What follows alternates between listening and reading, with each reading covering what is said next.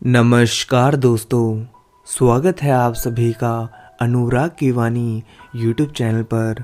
अगर अभी तक आप सभी ने हमारे यूट्यूब चैनल को सब्सक्राइब नहीं किया है तो नीचे दिए गए रेड कलर के सब्सक्राइब के बटन को दबाकर अभी के अभी चैनल को सब्सक्राइब कर लो, ताकि भविष्य में आने वाली मेरी एक भी कहानी को आप मिस ना कर सको। आज की कहानी हमें आंसू सैनी जी ने भेजी है और आज की कहानी का नाम है जिनके साथ सुहाग रात। तो हेडफोन्स लगाइए और इस कहानी को अपनी आंखों के सामने इमेजिन करके सुनिएगा। आज नदीम की सुहाग रात थी, जिसे लोग मुरादों वाली रात कहते हैं। लेकिन यह कैसी अजीब बात थी कि उन्हें आज रात से पहले घर खाली करना था, जिसमें उसकी नई नवेली दुल्हन के कदम आए थे। ये रात घूंघट उठाकर प्यार भरी बातें करने वाली थी। भारी किस्मत उसे किस मोड़ पर लाकर खड़ा किया था। आज यदि नदीम के वालिदैन जिंदा होते तो उसे यह दिन देखने की जरूरत ना पड़ती। खाला ने उसकी परवरिश की थी, उसका एहसान जताना वह अपना हक समझती थी। उसने उसके पालन पोषण में लगे एक एक पाई का हिसाब रखवा लिया था। यहाँ तक कि ने निकाह में मेहर में मिली धन दौलत को हड़प लिया था। इसके बाद दुल्हन के गहने आदि दौलत हथियाने की फिराक में थी। नदीम ने बहुत समझौता करने की कोशिश की, मगर खाला की हठ धर्मिता खत्म नहीं हुई। साथ ही रात से पहले पहले मकान खाली करने का हुक्म भी दे दिया था। रिश्तेदारों ने भी समझाया, पर खाला पर तो लालच का भूत सवार था। मरता क्या ना करता। रोजाना की लड़ाई से तंग आकर नदीम मकान की तलाश में निकल पड़ा। उसने कई गली मोहल्ले में मकान ढूंढा, परंतु उसे कोई भी मकान किराए पर नहीं मिला। फिर वह उस पीपल वाले मकान के बाहर पहुंचा, जो लंबे समय से खाली था। उस घर में एक पीपल का बहुत विशाल पेड़ था, इसलिए सभी उस घर को पीपल वाला घर कहते थे। उसे एक औरत ने यह भी बताया था कि इस मकान में किसी जिन का असर है। इन बातों पर नदीम विश्वास नहीं करता था। शायद इसकी वजह यह हो सकती थी, उसे इस किस्म की मखलूक से कोई खौफ नहीं था। वह तलाश करता हुआ उस मकान तक जा पहुंचा। दरवाजा बाहर से लॉक था, शायद अंदर से कुंडी लगी हुई थी। नदीम ने दरवाजे पर दस्तक दी तो पहले ही दस्तक में दरवाजा खुल गया। क्या बात है, कौन हो तुम?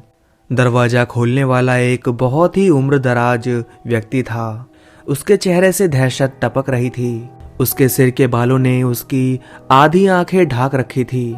झुर्रियों से उसका चेहरा उसकी उम्र का पता दे रहा था। उसके चेहरे की आवारत से पता चलता था कि बूढ़ा जमाना से आज शख्स है। जी, मेरा नाम नदीम है, मुझे किराए पर मकान चाहिए। तुम्हारे साथ कौन रहेगा? पर जनाब, मेरी शादी आज ही हुई है। मैं अपनी बीवी को लेकर आज ही इस मकान में रिहायशी करना चाहता हूँ। ठीक है, अंदर आओ और मकान देख लो। शुक्रिया, नदीम ने मकान में दाखिल होते हुए कहा। मकान 2 कमरों का था, जिसके सामने किचन, बाथरूम, वॉशरूम अलग अलग बनाए गए थे। एक तरफ दीवार खड़ी की गई थी, जिसके एक तरफ वह पीपल का दरखत था, जिसकी वजह से उसका नाम पीपल वाला मकान पड़ गया था। दरखत इस कदर फैला हुआ था कि पूरे मकान को अपने लपेट में लिए हुए था कि उसके शाखाएं मकान से बाहर दीवारों पर झूम रही थी। इस मकान का किराया कितना होगा बाबा जी? नदीम ने पूछा। कोई जवाब ना पाया था। उसने पीछे मुड़कर देखा, वह मकान में तन्हा खड़ा था और बूढ़ा गायब हो चुका था। डर से उसका बुरा हाल हो चुका था। नदीम घबरा कर तेज कदमों से दरवाजे तक आया। क्या बात है, घबराए हुए क्यों हो? आप कहाँ गायब हो गए थे बाबा जी?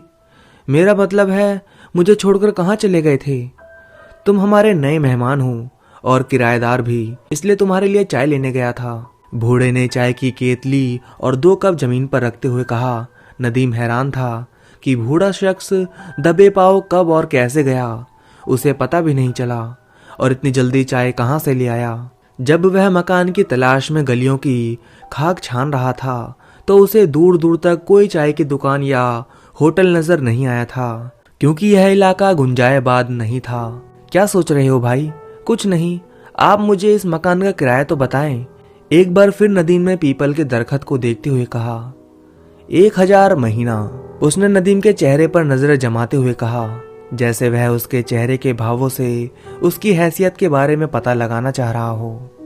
ठीक है, आप मुझे चाबी दे दें, मैं 1 घंटे बाद अपनी बीवी को यहाँ लेकर आऊँगा। ठीक है, ये लो चाबी। नदीम ने दाएं हाथ से चाबी ली और बाएं हाथ से किराए की रकम एडवांस में दे दी। ठीक है, तुम सामान ले आओ, बूढ़े ने ताला उठाते हुए कहा। जी सामान तो कुछ नहीं है, बस हम दोनों मियाँ बीवी ही चले आएंगे। नदीम ने शर्मिंदगी से नजर झुकाते हुए कहा। तो क्या दहेज का सामान नहीं मिला? बूढ़े ने पूछा। नदीम बोला, जी मिला था, परंतु खाला ने अपनी मेहनत और पालन पोषण के बदले रख लिया। अच्छा ठीक है नदीम, जल्दी आओ, तुम्हें वापस भी आना है। एक बात पूछूं, अगर आप बुरा न माने तो? हाँ हाँ पूछो, क्या बात पूछनी है? मैंने तो सुना था कि इस मकान में लंबे समय से कोई नहीं रह रहा है, फिर इस घर में इतनी सफाई का इंतजाम किसने किया है? दीवारों का प्लस्तर कहीं से उखड़ा हुआ नहीं है, दीवारों का रंग सही सलामत है, ऑयल पेंट इस तरह चमक रहा है जैसे आज ही किया गया हो, और तो और जमीन का फर्श भी टूटा फूटा नहीं है। तुम ठीक कहते हो, दरअसल तुमसे कुछ दिन पहले ही एक परिवार ने यह मकान पसंद किया था, उन्होंने ही इसकी मरम्मत वगैरह का काम करवाया है। उनके किसी अजीज का गांव में इंतकाल हो गया था, लिहाजा यहाँ रिहायशी करने से पहले ही वे यहाँ से चले गए, इसलिए मकान तुम्हें अच्छी हालत में मिल गया है। बूढ़े ने बात बनाते हुए कहा। नदीम जानता था कि वह झूठ बोल रहा है, क्योंकि मरम्मत के आसार कहीं भी नजर नहीं आ रहे थे। मकान की हालत ऐसी थी जैसे किसी ने इसे चंद दिन पहले ही बनाया हो, परंतु बाहर से वह ऐसा दिखाई नहीं देता था। खैर, नदीम ने अल्लाह हाफिज कहा और अपनी दुल्हन को लेने के लिए वहां से निकल गया। नदीम ने अपनी नई नवेली दुल्हन को मकान मिलने की खुशखबरी सुनाई तो उसकी आंखों से आंसू टपक पड़े। ये कैसी किस्मत थी कि उसे अपनी सुहागरात एक अनजान घर में मनानी पड़ेगी। वे दोनों तन के कपड़ों में ही थे, उनके पास और कोई सामान नहीं था। रुखसत होने से पहले उन्होंने खाला अम्मा से बात करनी चाहिए, परंतु खाला ने नफरत से मुंह फेर लिया। नदीम ने भी माफी तलाफी चाही थी, परंतु खाला अम्मा ने उनके मुंह पर ही दरवाजा बंद कर दिया। नदीम और समर उदासी से उस घर से रुखसत हो गए और अपने नए मकान में आ गए। समर को उस घर के माहौल से डर लग रहा था, क्योंकि उसकी उम्र बहुत कम थी, वह कमजोर दिल की मालिक थी। उस घर में रूह का वास था, चारों तरफ सिर्फ सन्नाटा ही सन्नाटा था।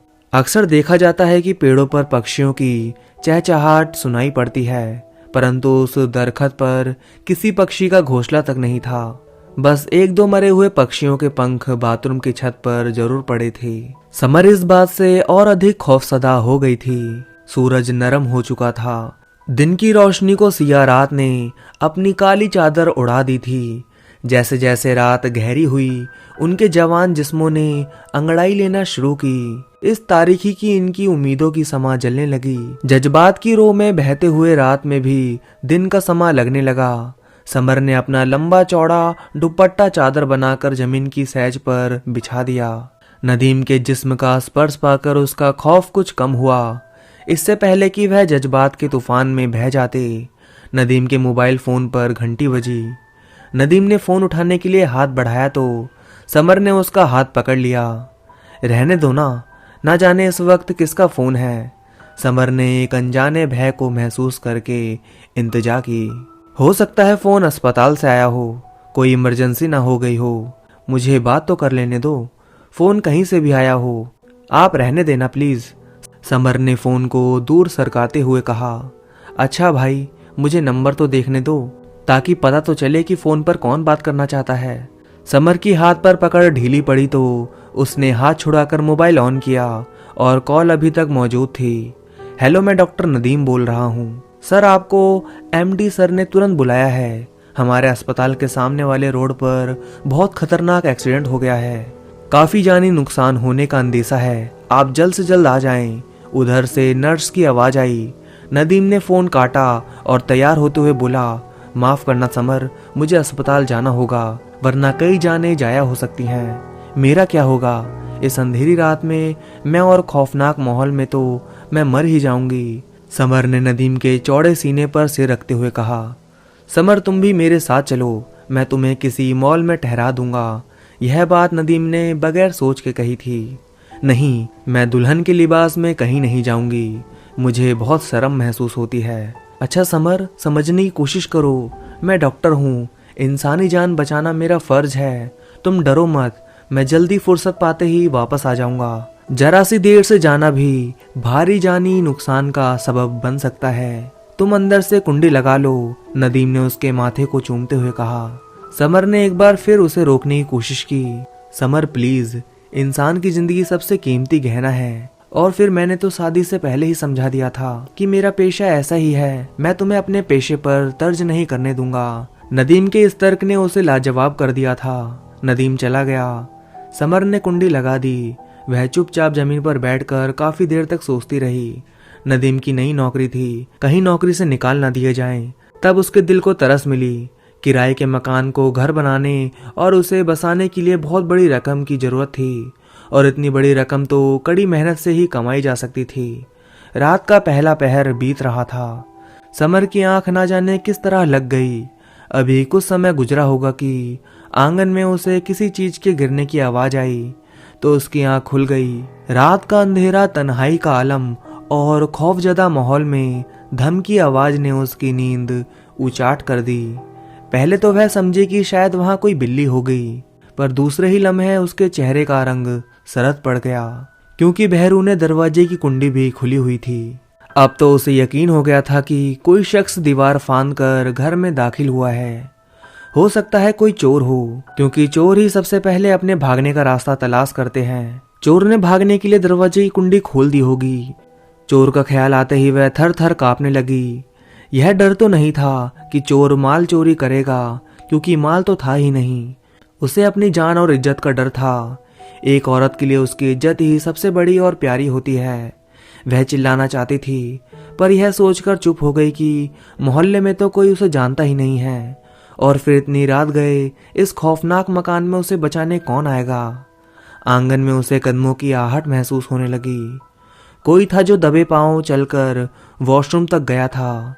अब तो डर से उसकी घिग्गी बंद हो गई। उसने हिम्मत की और यह सोचकर उठ खड़ी हुई थी, जो हो, डर से उसका दम ही निकल जाएगा। जब मरना ही है तो क्यों ना मुश्किलात का सामना किया जाए। वह खड़ी हो गई, जैसे तैसे वॉशरूम की तरफ चली, तो उसे पानी गिरने की आवाज आई, तो उसके पैरों के नीचे से जमीन निकल गई। उसकी आंखें डर से चौड़ी हो गई। उसकी समझ में कुछ नहीं आया, तो वहीं पर दीवार के सहारे बैठ गई। तभी उसने देखा कि कोई परछाई उसकी तरफ आ रही है। खौफ से उसके मुंह से ऐसी आवाज निकल रही थी जैसे किसी ने दोनों हाथों से उसका गला दबा दिया हो। उसकी आंखों में डर समा चुका था। कलेजा था जो मुंह को आ रहा था। तभी किसी ने उसके कंधे पर हाथ रखते हुए उसके कानों के पास एक सरगोशी हुई। समर, तुम यहाँ क्यों बैठी हो?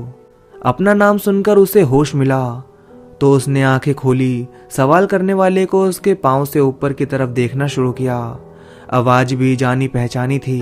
चेहरे पर नजर पड़ी तो उसे अंधेरे में भी पहचानने में जरा देर न लगी कि नदीम उसका बाजू पकड़कर उसे ऊपर उठाने की कोशिश कर रहा था। उसने रोते हुए उसके सीने पर अपना सिर टिका दिया। क्या बात है समर, तुम यहाँ सहन में क्यों बैठी हो? तुम्हारे रोने का सबब क्या है? समर झटके से खड़ी हो गई और उसका बदन नदीम की मजबूत बाहों में सुकून पाने लगा। उसने नदीम को कसकर गले लगा लिया। नदीम बोला, मैंने कई बार दस्तक दी थी, तुम गहरी नींद से सो रही होगी।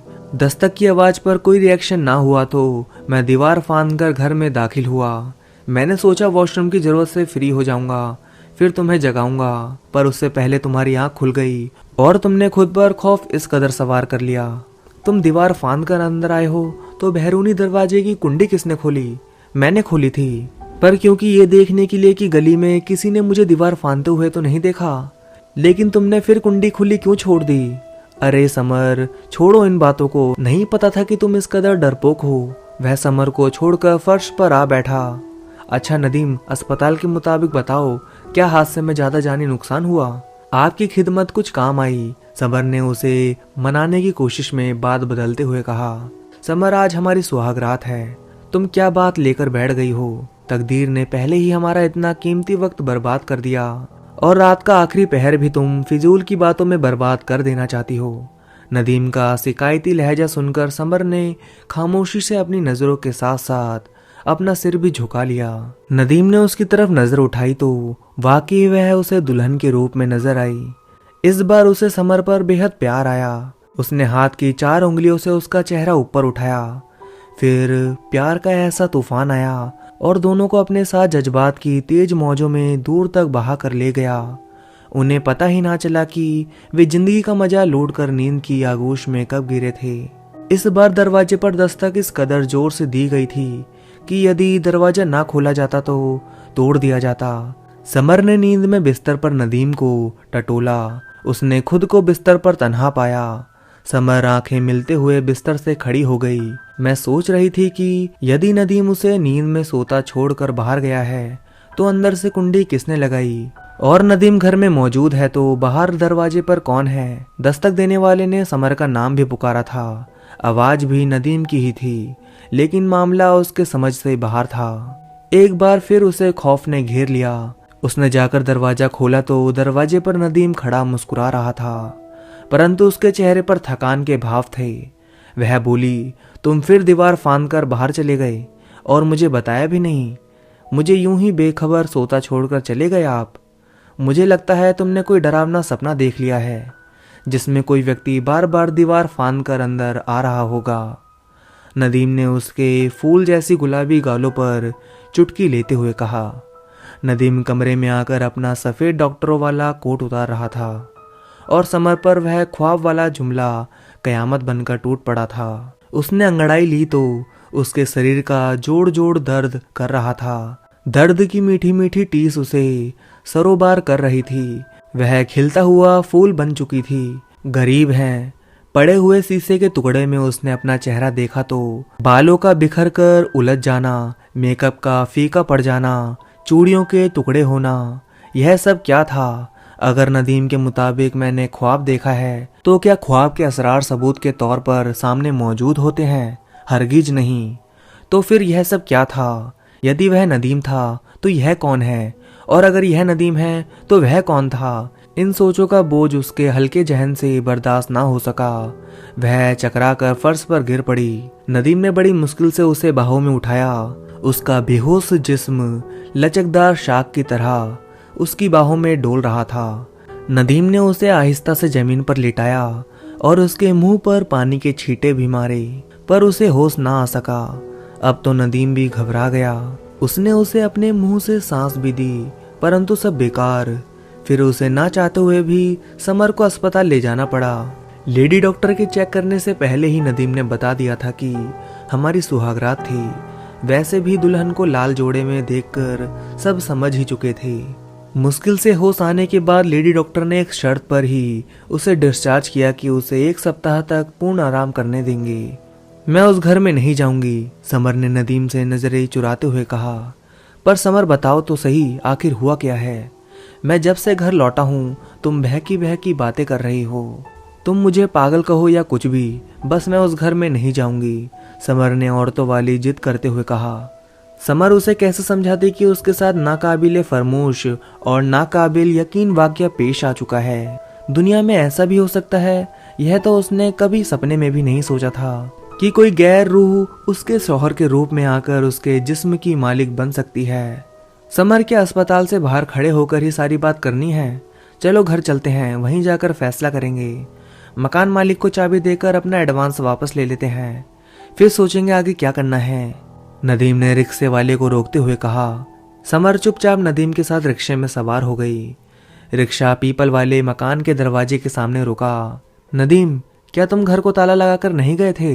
समर एक बार फिर से खौफजदा हो गई थी। नदीम बोला, ताला लगाकर गया था, चाबी भी मेरे पास ही है। उसे अचानक ख्याल आया कि यदि समर का वहम यकीन में बदल गया तो उसके जहन और शरीर पर इसका बुरा असर पड़ेगा।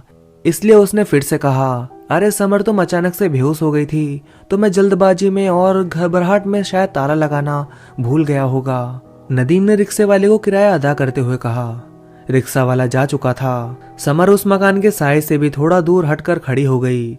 नदीम ने दरवाजा खोलना चाहा तो उसे महसूस हुआ जैसे अंदर से किसी ने कुंडी बंद कर रखी हो। लिहाजा उसने बहुत जोर से दस्तक दी।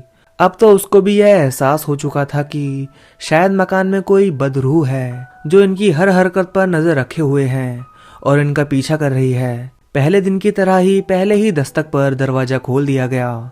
नदीम यह देखकर हैरान हो गया कि इस बार दरवाजा खोलने वाला वह बूढ़ा नहीं था, बल्कि समर से भी हसीन और जवान एक दोशीजा थी। उस लड़की ने बड़ी दिल फरेब मुस्कान के साथ उसका इस्तकबाल किया और बोली, आप नदीम है ना, हमारे नए किराएदार? उस लड़की ने नदीम की खामोशी तोड़ते हुए पूछा। जनानी आवाज सुनकर समर भी नदीम के करीब चली आई। समर को देखते ही उसने अपना हाथ बड़ी अदा के साथ आगे बढ़ा दिया। नदीम बोला, जी हाँ, मैं नदीम हूँ, पर आप कौन हैं? वह लड़की मुस्कुराते हुए बोली, मैं मस्कर बाबा की सबसे छोटी बेटी हूँ। मेरा नाम रचना है। बाबा ने मुझे आपके लिए नाश्ता देकर भेजा है। उसने उन्हें अंदर आने का रास्ता देते हुए बताया।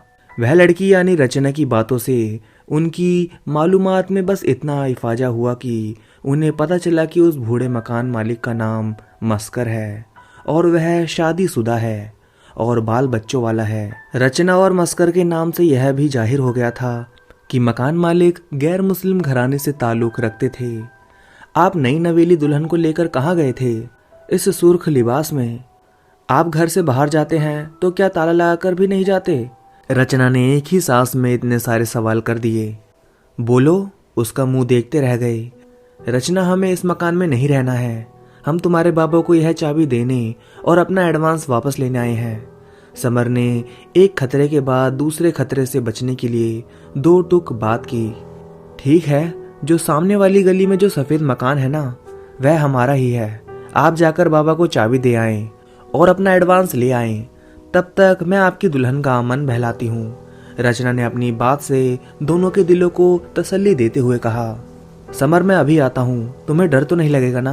नहीं, समर ने कहा, जब तक आप आएंगे रचना मेरे साथ है, और फिर दूसरा मकान लेने के लिए एडवांस की रकम की जरूरत तो पेश आएगी ही ना। आप जल्दी जाकर वापस आइए। आप मकान क्यों खाली करना चाहते हैं? रचना ने समर के मेहंदी वाले हाथों को अपने हाथों में लेते हुए कहा। समर बोली, मुझे इस घर में इस पीपल के दरख्त से बहुत डर लगता है। बचपन में दादी माँ ने बहुत सी कहानियां सुनाई थी कि ऐसी दरख्तों पर जिन्नों का बसेरा होता है।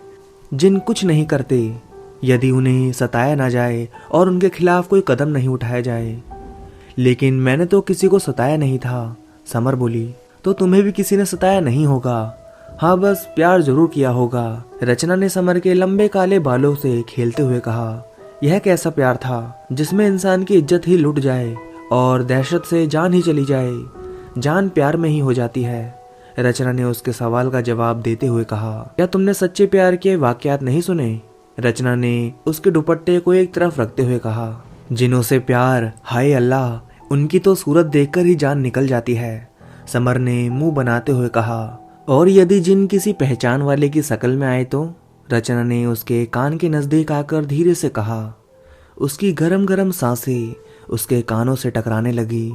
वह गरम सांसें बिल्कुल वैसी ही तो थी जो उस रात वह अपने जिस्म में जब्त कर चुकी थी। यह ख्याल आते ही समर अंदर तक कांप गई। उसने चेहरा घुमाकर रचना की तरफ देखा तो उसकी शक्ल बदल रही थी। वह जनानी शक्ल से मर्दानी शक्ल में तब्दील हो रही थी। समर की तरफ मुखातिब होकर बोला, समर, मैं रचना नहीं हूँ, मैं तुम्हारा वही आशिक हूँ जो तुम्हारे शौहर की शक्ल में आकर तुम्हारे जिस्म का मालिक बन गया हूँ। मैं तुम्हें बेइंतहा मोहब्बत करता हूँ। हम कोई भी रूप धारण कर सकते हैं। तुम यदि मुझे अपने शौहर के रूप में कबूल कर लो तो मैं तुम्हारे दिल की तमाम हसरतें पूरी कर सकता हूँ। इस समय तुम्हें धन की जरूरत है ना? मैं तुम्हें माला माल कर दूंगा। तुम्हें नोटों से तोल सकता हूँ। तुम्हारे साथ हर समय साई की तरह रहकर तुम्हारी हिफाजत कर सकता हूँ, बस इस शर्त पर कि मुझे अपना शौहर कबूल करना होगा। तुम्हें जिनकी शक्ल से नफरत है ना, तो मैं हमेशा तुम्हारे महबूब नदीम की शक्ल में ही तुम्हारे सामने आया करूंगा। यदि तुम्हें मंजूर है तो हाँ कहो। यदि तुम हाँ कहोगी तो मैं इस खुशी में यह मकान भी तुम्हारे नाम कर दूंगा। मुसलमानों के पास इस प्रकार के जिन से बचने के लिए केवल कुरान आयातें ही होती हैं। इसलिए जब वह आशिक जिन अपनी मोहब्बत का इजहार कर रहा था तब तक समर ने कुरान की कई आयतें, वेदों को मन ही मन में दोहरा दिया। समर ने जवाब देने के लिए अपनी खामोश त्यागी। वह अपनी 10 बार आयात के कलमों का उच्चारण कर चुकी थी और उसने वह जिन पर फूका। वह जिन एक ही फूक में पीपल की दरखत पर जा बैठा। समर ने खौफ के मारे उसकी तरफ देखना भी गवारा नहीं किया। अब वह जिन बहुत ही खौफनाक आवाज में गरजा, नादान लड़की, यदि तुमने मेरी बात नहीं मानी तो तुम बहुत पछताओगी। यदि तुमने मुझसे बगावत की तो तुम धन दौलत, यह घर, मेरी मोहब्बत, नदीम, यहाँ तक कि अपनी जान से भी हाथ धो बैठोगी। मेरा खून जो अब तक तुम्हारे रगों में दौड़ रहा है वह तुम्हारे पैरों के तलवों से बाहर निकलेगा। और यदि तुमने इस घर से बाहर कदम निकाला तो तलवों से निकले खून का रंग गहरा होता चला जाएगा और तुम किसी को मुंह दिखाने लायक नहीं रहोगी। और यदि तुम भी मेरे पास लौटकर नहीं आई तो यही खूनी पैर तुम्हारी जान ले लेंगे। इस दुनिया का कोई भी डॉक्टर, आलिम तुम्हारी जान नहीं बचा पाएगा।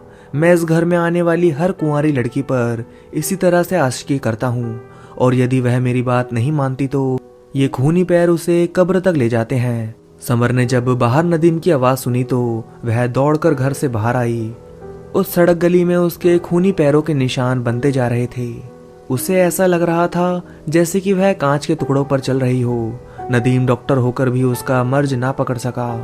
लिहाजा अस्पताल ले जाते उसके तलवों से इतना खून बह चुका था कि समर को अपनी जान से हाथ धोना पड़ा।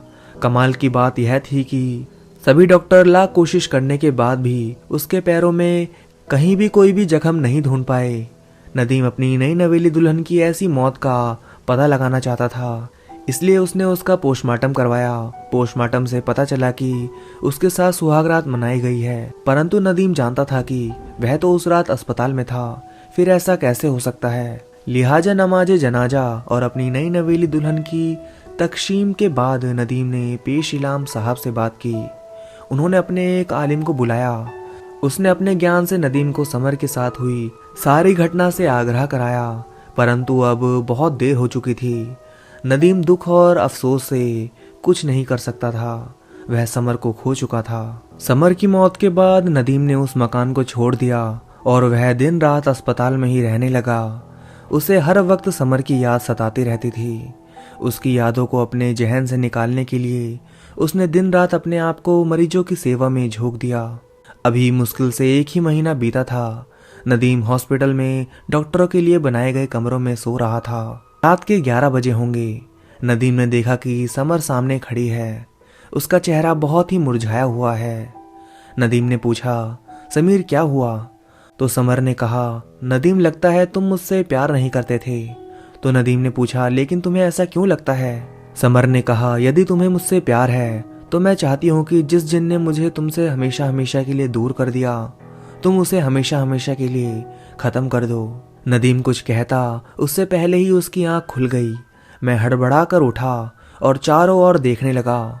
उसे ऐसा महसूस हो रहा था जैसे कि समर वास्तव में ही यहाँ आई थी। उसने बिस्तर से खड़े होकर लाइट जलाई और चारों ओर देखने लगा। तभी उसकी नजर कोने में पड़ी एक छोटी सी चैन पर गई। नदीम ने उस चैन को उठाया।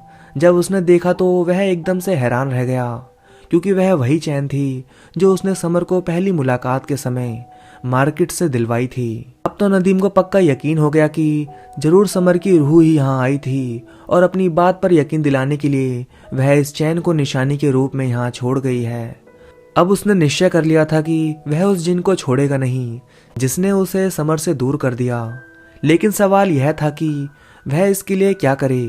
वह इसी उधेड़बुन में अपने बिस्तर पर लेट गया, परंतु नींद उसकी आंखों से कोसों दूर थी।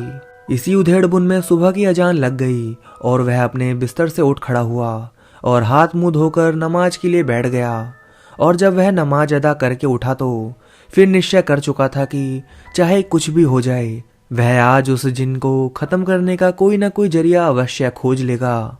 फिर उसने खाना नाश्ता किया और हॉस्पिटल के लिए निकल गया। वह एक मरीज को देखने के लिए एक वार्ड में गया। उस वार्ड में एक 60 साल का बूढ़ा व्यक्ति था।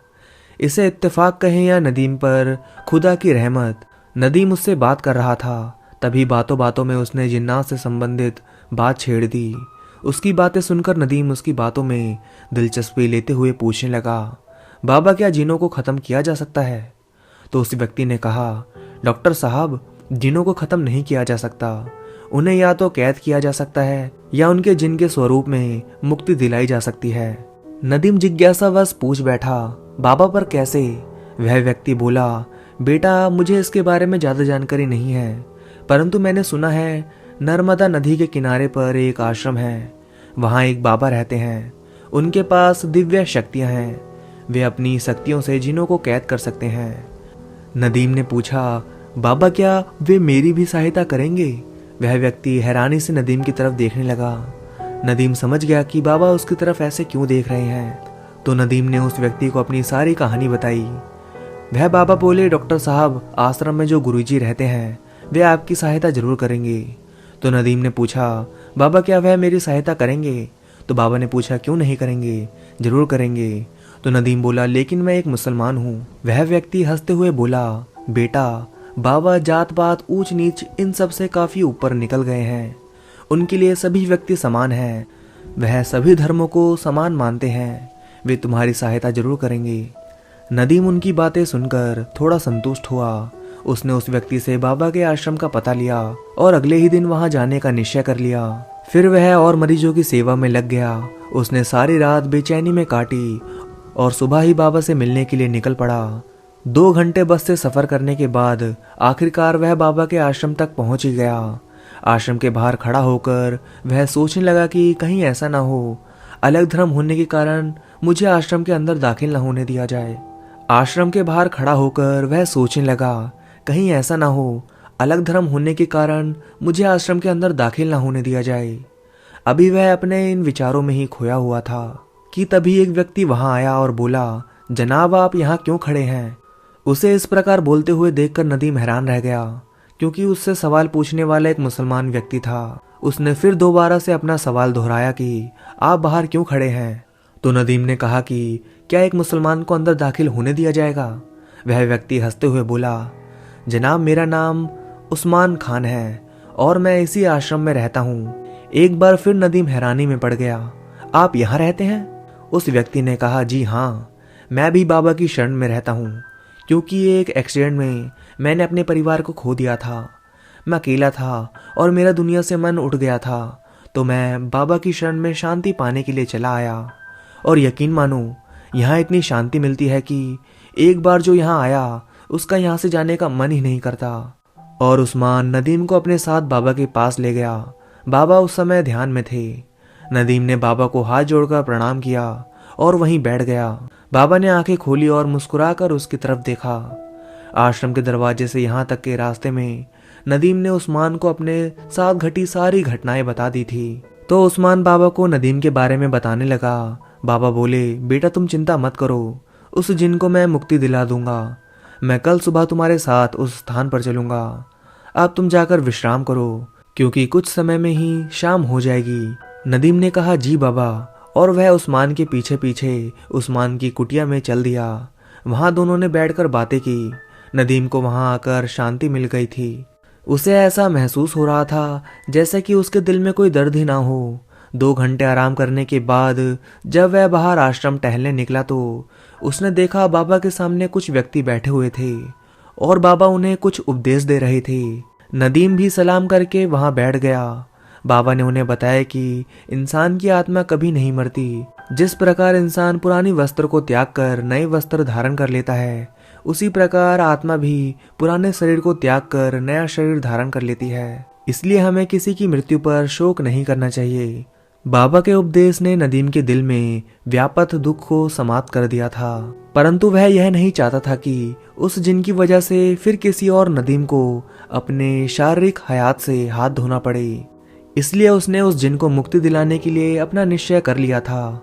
अगली सुबह बाबा नदीम के साथ उस स्थान पर आए जहां समर के साथ वह वारदात हुई थी। बाबा ने कुछ मंत्रों का उच्चारण किया। मंत्रों के उच्चारण से वह जिन व्यथित हो गया और तुरंत चिल्लाने लगा, बंद करो अपने मंत्रों का उच्चारण। परंतु बाबा ने उसकी बात पर ध्यान नहीं दिया। वह जिन सामान उठाकर इधर उधर फेंकने लगा।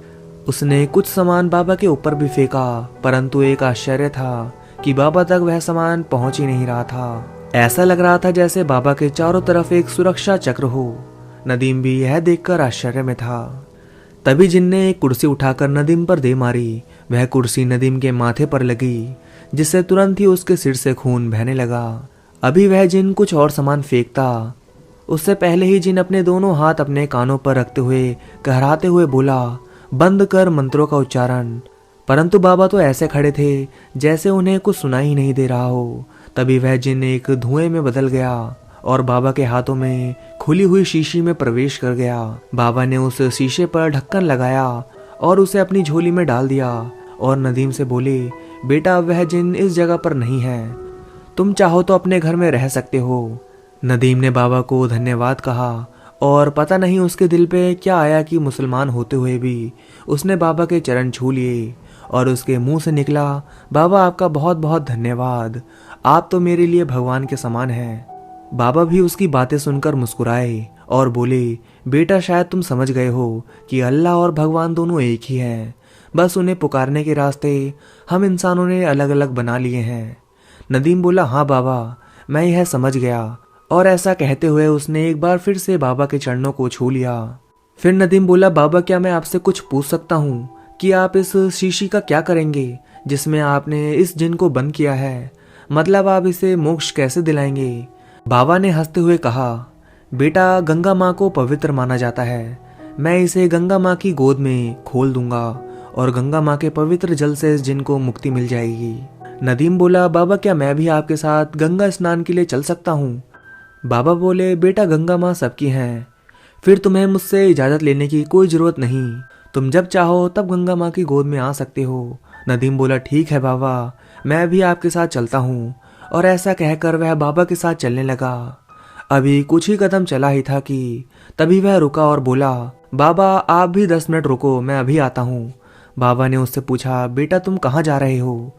नदीम बोला, बाबा मैं हॉस्पिटल जा रहा हूँ, मैं वहाँ अपनी नौकरी से रिजाइन करके हमेशा हमेशा के लिए आपके साथ रहना चाहता हूँ। बाबा बोले, बेटा तुम डॉक्टर हो और डॉक्टर का काम सेवा करना होता है और हम लोग भी आश्रम में रहकर सेवा ही करते हैं, इसलिए तुम्हें आश्रम में आने की कोई आवश्यकता नहीं है, तुम यहीं रहकर लोगों की सेवा करो, यही एक डॉक्टर का धर्म होता है। तुम सच्चे मन से मरीजों की सेवा करोगे तो तुम्हें वही शांति मिलेगी जो तुम्हें आश्रम में रहने पर मिलती है। शायद नदीम को भी यह बात समझ आ गई थी, इसलिए वह मान गया। लेकिन वह फिर बोला, बाबा मैं आपको आश्रम तक तो छोड़ाऊं? बाबा बोले, नहीं बेटा, इसकी कोई आवश्यकता नहीं है, मैं स्वयं ही वहां चला जाऊंगा। और बाबा ने एक बार फिर से नदीम के सिर पर हाथ रखा। नदीम को ऐसा एहसास हुआ जैसे कि अल्लाह ने उसके सिर पर हाथ रखकर उसे खुश रहने की दुआ दी हो। बाबा वहां से चल दिए। नदीम अपने हॉस्पिटल आया और मरीजों की सेवा में लग गया। आज उसका चित्त बहुत प्रसन्न था। तभी उसे सामने समर खड़ी दिखाई दी जो मुस्कुराती हुई नजर आ रही थी। उसकी मुस्कान देखकर नदीम के चेहरे पर भी मुस्कान आ गई। अब उसके दिल में कोई दर्द नहीं था। तो दोस्तों कहानी बस यहीं तक थी। अगर आपको कहानी अच्छी लगी हो तो कमेंट करके हमें ज़रूर बताइए और इस वीडियो को भी लाइक कर दीजिए। अगर अभी तक आपने चैनल को सब्सक्राइब नहीं किया है, अभी क्या अभी नीचे दिए गए रेड कलर के सब्सक्राइब के बटन को दबाकर अभी क्या अभी चैनल को सब्सक्राइब कर लो, ताकि भविष्य में आने वाली हमारी एक भी कहानी को आप मिस ना कर सको। तो मैं आप सभी से मिलता हूँ नेक्स्ट वीडियो में। तब तक के लिए धन्यवाद दोस्तों। आज की कहानी हमें नमन जी ने भेजी है, तो अब मैं आप सभी को कहानी नमन जी के पॉइंट ऑफ व्यू से सुनाऊंगा। तो हेडफोन्स लगाइए और इस कहानी को अपनी आंखों के सामने इमेजिन करके सुनिएगा। मेरा नाम नमन है। आज से 1 साल पहले मैं और मेरे दोस्त सुधीर और सागर जंगल गए थे। वहां जाने के बाद जो हमारे साथ घटा वो काफ़ी दर्दनाक और डरावना था। उसे भूल पाना शायद नामुमकिन है हमारे लिए। सुधीर ने हमें बताया कि उसका बड़ा भाई और उसके कुछ दोस्त आज दोपहर जंगल में जाने वाले हैं। मैंने अपने भाई को कह दिया था कि मैं और मेरे दोस्त भी चलेंगे, तो मेरे भाई ने कहा ठीक है, दोपहर में तुम तीनों हमें जंगल के बाहर मिलना। हम तीनों ने डिसाइड किया कि हम तीनों दोपहर में स्कूल पर मिलेंगे और फिर वहाँ से जंगल की तरफ जाएंगे। और हमने किया भी वैसा ही। दोपहर होते ही हम सब अपने घर से निकल गए। हम तीनों स्कूल पर जा मिले, फिर हम वहाँ से जंगल की तरफ निकल पड़े। कुछ देर चलने के बाद हम जंगल के बाहर पहुँच गए।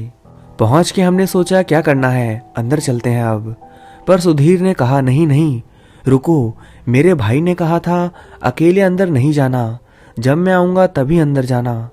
सुधीर की बात सुन के हम वहीं बैठ के सुधीर के भाई और उसके दोस्तों का इंतजार करने लगे। कुछ देर इंतजार करने के बाद हम बैठे बैठे ऊब गए थे। ऐसे ही इंतजार करते करते काफी समय हो गया, पर ना तो सुधीर का भाई आया और ना तो उसके दोस्त आए, और इससे हमें काफी गुस्सा आ रहा था। हमने कुछ और देर इंतजार किया पर कोई नहीं आया, तो हम तीनों ने जंगल में जाने का फैसला किया। थोड़ी ही देर में शाम होने वाली थी, तो हमने सोचा कुछ दूर तक जाएंगे और फिर वापस आ जाएंगे। सागर काफी शरारती था, तो वो सबसे आगे चलने लगा और मैं और सुधीर उसके पीछे पीछे चलने लगे। जंगल में जाने के बाद हमने वहां पेड़ पौधे और कुछ जानवर देखे। कुछ देर लगातार चलने की वजह से हम काफी थक चुके थे। हम एक बड़ा सा पेड़ देखकर वहीं बैठ गए। मैंने अपने बैग से पानी की बोतल निकाली और हम सब पानी पीने लगे। सागर बोला, तुम लोग बैठो, मैं आगे देख कर आता हूँ, कुछ देखने और खाने के लिए है क्या। मैं सागर को जाने से मना कर रहा था, पर सुधीर बोला, अरे जाने देना यार, क्या तू भी कितना डरता है। सुधीर के इस बात से सागर मुझे ताना मारते हुए बोला, तू फट्टू है, मैं जा रहा हूँ थोड़ा आगे, तू यहीं बैठा रह। मैंने कहा, हाँ हाँ, तू तो बहुत पहलवान है, जा जा। सागर मेरी बात पर मुझे चिढ़ाता हुआ कुछ दूर चला गया। मैं और सुधीर उसी पेड़ के नीचे बैठे हुए थे और सागर का इंतजार करने लगे।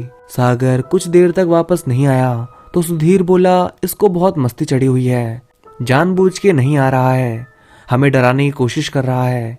इसे लगता है इसके ऐसे मस्ती करने से हम दोनों डर जाएंगे। ये बात करते हुए हम आपस में हंसने लगे। पर देखते ही देखते कुछ और समय हो गया और अब शाम ढलने लगी थी। धीरे धीरे रात होने लगी थी, पर सागर अब तक वापस नहीं आया था। मैं और सुधीर इस बात से काफी ज्यादा परेशान हो गए। कब से गया है सागर, पर अब तक वापस नहीं आया। मैंने और सुधीर ने सोचा, हम जाकर देखते हैं सागर कहाँ गया है।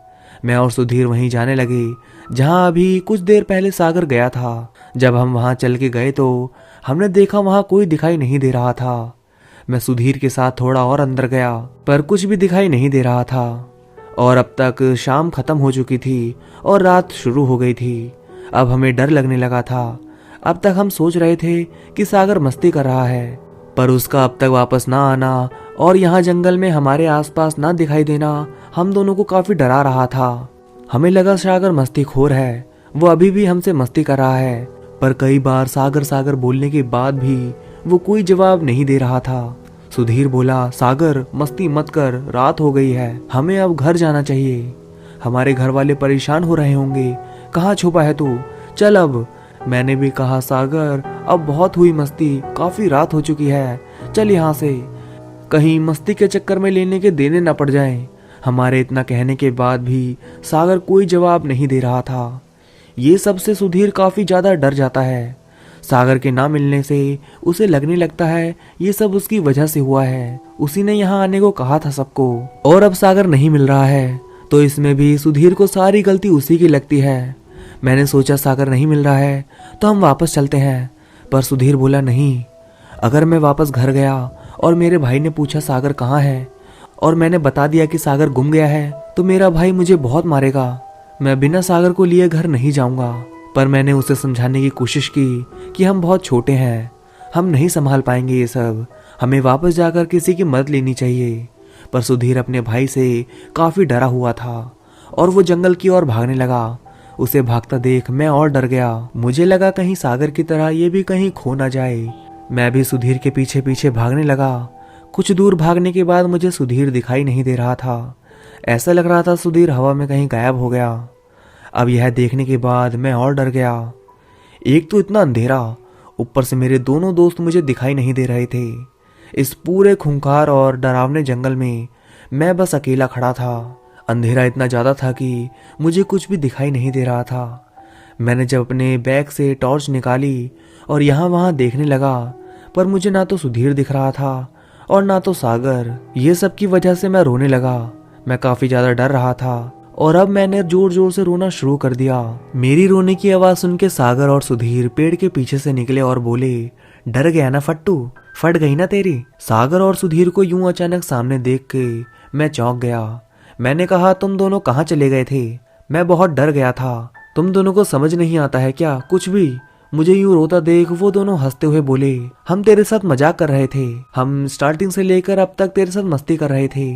मैंने कहा शुरुआत से मस्ती कर रहे थे, इसका क्या मतलब है? सुधीर हंसते हुए बोला, जब मैं घर से निकल रहा था तभी मेरे भाई ने मुझे बता दिया था कि वो और उसके दोस्त यहाँ नहीं आ रहे हैं, और फिर मैंने सोचा क्यों ना मैं और सागर मिलके तुझे डराएं, इसलिए घर से निकलते वक्त मैंने सागर को पहले ही सब बता दिया था। और फिर हम दोनों ने ये प्लान बनाया कि तुझे शाम तक यहाँ रोक कर रखेंगे और जैसे ही शाम होगी तुझे जंगल में ले जाएंगे और एक एक करके छुप जाएंगे और इससे तू डर जाएगा। ये बताते हुए सागर और सुधीर हंस रहे थे, पर मैं अभी भी ये सब सच समझकर रो रहा था। सागर और सुधीर ने मुझे चुप कराया और बोला, अच्छा अब चुप हो जा और ये बता वापस कैसे जाना है। मैंने कहा कैसे जाना है मतलब? मुझे क्या पता कैसे जाना है, मैं क्या जंगल में रोज घूमने आता हूँ क्या? मेरी ये बात सुन के वो दोनों चौंक गए और बोले, इसका मतलब हम तीनों को जाने का रास्ता नहीं पता है और अब हम जंगल में भटक गए हैं। मुझे लग रहा था ये भी मस्ती ही है। मैंने कहा अब बस करो, बहुत हुई मस्ती, चलो बाहर चलते हैं, रात हो चुकी है, घर वाले हमें ढूंढ रहे होंगे। पर सागर और सुधीर का मुंह देखकर मैं समझ गया था ये दोनों इस बार मस्ती नहीं कर रहे हैं। अब सच्ची हम इस घने जंगल में भटक गए हैं। हमारे पास ना तो कुछ खाने को था और ना तो कुछ पीने को, और जंगल में कुछ मिलेगा इसकी आस भी नहीं थी। हमारे पास कोई चारा नहीं था, तो हमने सोचा हम पीछे की ओर चलेंगे। मेरी इस बात से दोनों सहमत थे। हम काफी समय तक चलते रहे, तभी हमने देखा कि हमसे कुछ दूर पर कुछ सामान पड़ा है। साफ साफ नहीं दिख रहा था, तो मैंने टॉर्च से देखा कि हमसे कुछ दूर पर कुछ कपड़े, टेंट और बैग्स दिखाई दे रहे थे। ये देखने के बाद हम तीनों खुश हो गए। हमें लगा वहाँ कुछ लोग होंगे जिनसे हम मदद मांग सकते हैं। मैं और सुधीर उसी तरफ जाने लगे, पर सागर बोला, क्या भरोसा ये अच्छे लोग हैं, क्या पता ये बुरे लोग हो जो जंगल में कुछ गलत काम करने आए हों। सागर की ये बात मुझे और सुधीर को काफी हद तक सही लगी, पर मैंने कहा हमारे पास वहां जाने के अलावा और कोई रास्ता भी तो नहीं है। हमें काफी भूख लगी है और इस समय यहाँ से निकलने के लिए हमें किसी की तो मदद लेनी पड़ेगी। सागर का मन तो नहीं मान रहा था, पर मेरे और सुधीर के कहने पर वो वहां जाने के लिए तैयार हो गया। हम जब वहां जाने लगे तब हमें समझ आया वो टेंट थोड़ी ऊंचाई पर है, इसका मतलब यहाँ से पहाड़ शुरू होता है। हम तीनों धीरे धीरे वहां जाने लगे। कुछ मिनट चलने के बाद हम वहां पहुंच गए। वहां जाकर हमने देखा टेंट के आसपास कोई भी नहीं था, और तो और सारा सामान ऐसे ही बिखरा हुआ था। ये देख के हमने सोचा वो लोग टेंट के अंदर होंगे। सागर डरता डरता टेंट के अंदर झांकने लगा। टेंट के अंदर झांक के उसने देखा अंदर कोई नहीं है और हमारे आसपास भी कोई नहीं है। हम सोचने लगे इतना सारा सामान छोड़ के कोई कहाँ जा सकता है, कोई पागल ही होगा जो ये करेगा। हम सब टेंट के पास पड़े सामान से खाना ढूंढने लगे और हमें थोड़ा बहुत खाने को मिला और हम सब ने मिल बांट कर थोड़ा खाया। खाना खाने के बाद हमने सोचा अब हमें आज रात तक कोई नहीं बचा सकता, हमें ना चाहते हुए भी यहाँ रुकना पड़ेगा। हम तीनों एक टेंट में आकर बैठ गए और बातें करने लगे कि हमारे घर वाले किस तरह से परेशान हो रहे होंगे। तभी मुझे पास में एक हेडफोन दिखा। मैंने उस हेडफोन को उठाया और अपने कानों पर लगा लिया। हेडफोन काफी अच्छा लग रहा था, इसलिए सागर और सुधीर भी मांग रहे थे, पर मैंने कहा नहीं, पहले मुझे मिला है तो मैं ही पहनूंगा। पर वो दोनों बोले थोड़े थोड़े देर में हम तीनों लेंगे। मैंने कहा अच्छा हाँ ठीक है, पर पहले मैं पहनूंगा। इतना कह के मैं टेंट में लेट गया, पर मेरी आंख लगी ही थी कि सुधीर बोला, अरे क्या तुम दोनों को ये आवाज सुनाई दे रही है? सागर ने कहा हाँ, ये मीठी धुन मुझे भी सुनाई दे रही है, पर मुझे कोई धुन नहीं सुनाई दे रही थी। फिर मैंने सोचा ये लोग हेडफोन लेना चाहते हैं, इसलिए ऐसे नाटक कर रहे हैं। मैंने कहा सो जाओ, परेशान मत करो, तुम दोनों को कोई हेडफोन नहीं मिलेगा, झूठ बोलने का फायदा नहीं है। मुझे ये सब मजाक लग रहा था, पर सुधीर और सागर अभी भी बोल रहे थे ये धुन सुनाई दे रही है। कुछ देर बाद मैंने देखा ये दोनों पुतले की तरह खड़े हुए और टेंट से बाहर निकल के पहाड़ की चोटी पर जाने लगे। इन्हें ऐसा जाता देख मुझे काफी अजीब लग रहा था, इसलिए इनके पीछे पीछे मैं भी चलने लगा और मैंने बोला रुको, कहाँ जा रहे हो इतनी रात में, ऐसे बाहर नहीं घूम सकते। पर दोनों के दोनों सीधे चलते जा रहे थे और कोई जवाब भी नहीं दे रहे थे। जब मैंने उनका हाथ पकड़कर रोकना चाहा तो उन्होंने काफी जोर से मुझे धक्का देकर गिरा दिया। पहले मुझे ये सब मजाक लग रहा था, पर धीरे धीरे ये लोग पहाड़ की चोटी पर पहुंच गए। इनके पीछे पीछे मैं भी वहां पहुंच गया। मैंने देखा कि सागर पहाड़ के एकदम किनारे जा खड़ा हुआ है। अब मुझे ये सब काफी अजीब लग रहा था। वहां ऊपर पहुंच के सागर और सुधीर जोर जोर से चिल्लाने लगे, हम आ रहे हैं तेरे पास, हम आ रहे हैं तेरे पास। मैंने हेडफोन लगाया हुआ था, पर ये दोनों इतनी जोर से चिल्ला रहे थे कि मुझे धीमी धीमी आवाज सुनाई दे रही थी। सागर जोर से बोला, मैं आ रहा हूँ, और इतना कहकर सागर पहाड़ की चोटी से नीचे की तरफ कूद गया। ये देख के मेरे होश उड़ गए। मैं कुछ समझ पाऊं उससे पहले ये सब इतनी जल्दी जल्दी हो गया कि कुछ समझने जैसा था ही नहीं। मैंने देखा सागर के बाद अब सुधीर भी वही करने वाला है। वो भी चोटी पर जाकर जोर जोर से चिल्लाने लगा, मैं आ रहा हूँ, मैं आ रहा हूँ। वो भी कूदने ही जा रहा था कि एंड मौके पर उसे पीछे की तरफ खींच लिया और सुधीर जमीन पर गिर गया। जमीन पर गिरते ही उसे होश आया और बोला, मैं यहाँ कैसे आया और सागर कहाँ है। मैंने रोते हुए कहा, सागर और तू दोनों यहाँ से कूदने वाले थे। सागर तो यहाँ से कूद गया और तू भी कूदने ही वाला था कि मैंने पकड़ लिया। सुधीर बोला, मुझे कुछ भी याद नहीं है और तुम दोनों मेरे साथ मस्ती मत करो अब। फिर जब मैंने सोचा कि ये दोनों यहाँ कैसे आए तो मुझे याद आया ये दोनों किसी आवाज का पीछा करते करते यहाँ आए थे और कूदने लगे। मैंने फौरन ही हेडफोन निकाला और कहा, यहाँ कुछ देर पहले कोई आवाज आ रही थी, तुम दोनों उसी के पीछे यहाँ आए और हम आ रहे हैं, हम आ रहे हैं बोलकर कूदने वाले थे। सुधीर बोला, फिर तू कैसे बच गया। तो मैंने कहा, मैंने ये हेडफोन पहना था, शायद इसीलिए मुझे वो आवाज सुनाई नहीं दे रही थी। सुधीर और मैं ये बात कर ही रहे थे कि एक बार फिर कोई आवाज आने लगी और इस बार वो आवाज मुझे भी सुनाई दे रही थी। वो आवाज कह रही थी, आओ मेरे पास। ये आवाज सुनते ही सुधीर बोला, अभी कुछ देर पहले भी यही आवाज आ रही थी। हम दोनों ने बिना समय गवाए वहां से भागना शुरू किया। पहाड़ के ऊपर से हमने नीचे की तरफ भागना शुरू किया। ऊपर से नीचे की तरफ आते हुए हमारा हाथ छूट गया और डगमगाते हुए दोनों एक पेड़ से टकरा गए और वहीं बेहोश हो गए। जब हम होश में आए तो हमने देखा कि कुछ लोग और पुलिस वाले यहाँ वहाँ छानबीन कर रहे हैं। हमें जैसे ही होश आया उन सब ने पूछा, क्या तुम लोगों ने कल यहाँ कुछ लोगों को देखा था। हम दोनों ने कहा, नहीं, हमने यहाँ किसी को नहीं देखा था। फिर उन पुलिस वालों ने पूछा, तुम्हें क्या हुआ, यहाँ कैसे आए तुम दोनों। तब हमने बताया कि कल दोपहर में हम यहाँ घूमने आए थे, पर यहाँ आकर हम रास्ता भटक गए और जब हमें पता चला कि हम रास्ता भटक गए हैं तब तक रात हो चुकी थी। हमें कुछ भी समझ नहीं आया, इसलिए हम सीधे सीधे चलने लगे और चलते चलते यहाँ आ गए। यहाँ आकर देखा तो टेंट में कोई नहीं था और सारा सामान यहाँ वहाँ पड़ा था। कुछ देर बाद किसी की आवाज़ सुनाई देने लगी। वो आवाज़ हमें अपने वश में करने लगी और हमारे दोस्त सागर ने इसी वजह से पहाड़ के ऊपर से छलांग लगा दी। पुलिस वाले ये आवाज़ वाली बात पर भरोसा तो नहीं कर रहे थे, पर उनके पास भी कोई और सबूत ना होने की वजह से उन्होंने कहा, अच्छा ले चलो हमें उस जगह पर। मैं और सुधीर पुलिस वालों को वहां लेकर गए जहां से कल रात सागर ने छलांग लगाई थी। वहां जाने के बाद पुलिस वाले को बहुत सारे कपड़े, बैग और कुछ टेंट देखने को मिला, पर वहां कोई इंसान देखने को नहीं मिला। वो ये सब देख के उतना ही चौंके हुए थे जितना हम चौंके थे, पर पहाड़ के ऊपर से कोई सबूत नहीं मिला। तो पुलिस वालों ने फैसला किया कि वो सब नीचे जाकर देखेंगे हम सच बोल रहे हैं या झूठ। पुलिस वाले अपने साथ हमें भी पहाड़ के दूसरी तरफ ले गए। जब हम वहां गए तब हमने जो देखा उसे देख के सबके पैरों तले जमीन खिसक गई। हमने पहाड़ के दूसरे वाले हिस्से में देखा कि यहाँ लाशों का ढेर लगा हुआ है और उन लाशों की बहुत बुरी हालत है और उन लाशों से बहुत ज्यादा बू आ रही थी। पुलिस वाले इतनी लाशों को देख के काफी हैरान थे। मैं और सुधीर ये सब देखकर वहीं उल्टियां करने लगे, पर तभी मेरी नजर लाशों पर गई तो मैंने देखा कि ये सागर है। सागर को मरा देख मैं और सुधीर रोने लगे। ये सब देखने के बाद पुलिस ने हमारी बातों पर विश्वास किया और उन्होंने बताया कि कई दिनों से यहाँ से बहुत सारे लोग गायब हुए थे।